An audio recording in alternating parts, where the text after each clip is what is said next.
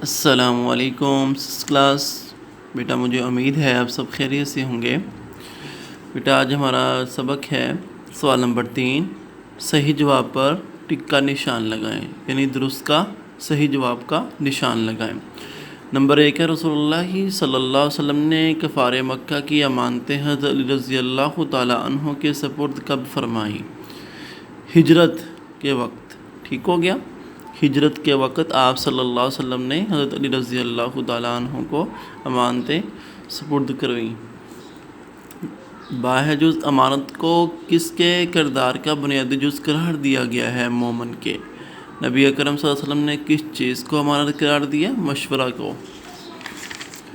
ملکیت کی حفاظت کس سے ہوتی ہے؟ امانت سے۔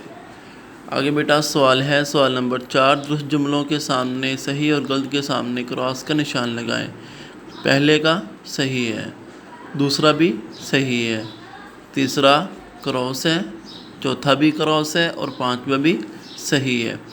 اس طرح سوال نمبر 5 ہے، خالی کا پر کریں۔ امانت میں کمی بیشی خیانت ہے۔ امانت تمام انبیاء کرام علیہم السلام کی صفت رہی ہے۔ ہجرت کی رات حضور اکرم صلی اللہ علیہ وسلم نے کفار مکہ کی ساری امانتیں حضرت علی رضی اللہ تعالیٰ عنہ کے سپرد کی۔ اسلام میں امانت کو مومن کے کردار کا بنیادی جز قرار دیا گیا ہے اور امانت کی حفاظت کرنا ایمان کی نشانی ہے۔